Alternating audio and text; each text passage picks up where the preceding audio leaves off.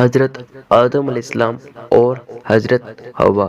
اللہ تعالیٰ نے اس دنیا میں سب سے پہلے انسان حضرت آدم علیہ السلام اور پہلی عورت حضرت حوا کو پیدا کیا۔ حضرت آدم علیہ السلام اللہ کے نبی تھے۔ اللہ نے انہیں ناموں کا علم دیا۔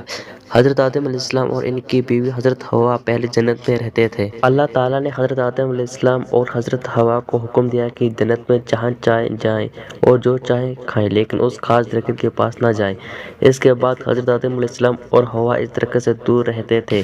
وہاں ایک بڑا مغرور شیطان ابلیس بھی تھا۔ شیطان ابلیس نے سوچا کہ میں انسان سے بہتر ہوں کیونکہ میں آگ سے بنا ہوں اور یہ انسان مٹی سے بنے ہیں۔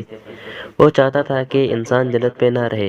ابلیس نے آدم علیہ السلام اور حضرت حوا کو گمراہ کرنے کی سازش کی۔ ابلیس نے ان سے کہا کہ اس خاص درخت کا پھل بڑا مزیدار ہے، اس لیے انہیں اس پھل کا ذائقہ چکھ کر دیکھنا چاہیے۔ حضرت آدم علیہ السلام اور حضرت حوا علیہ السلام نے اس کے کہنے پر جیسے ہی وہ پھل چکھا، انہیں احساس ہو گیا کہ وہ اللہ کی نافرمانی کر بیٹھے ہیں۔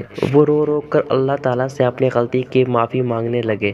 اللہ تعالیٰ نے انہیں معاف تو کر دیا اور حکم دیا کہ اب وہ اس جنت میں نہیں رہ سکتے تھے، لہٰذا اللہ نے انہیں زمین پر اتار دیا اور فرمایا کہ تمہاری اولاد میں سے جو کوئی میرا حکم مانے گا اسے دونوں جہانوں میں کامیابی ملے گی، اور جو شیطان کی بات مانے گا گمراہ ہوگا۔ اب حضرت آدم علیہ السلام اور حضرت حوا علیہ السلام سمجھ گئے کہ شیطان ابلیس نے ان سے جھوٹ بولا تھا اور وہ انسان کا سخت دشمن ہے۔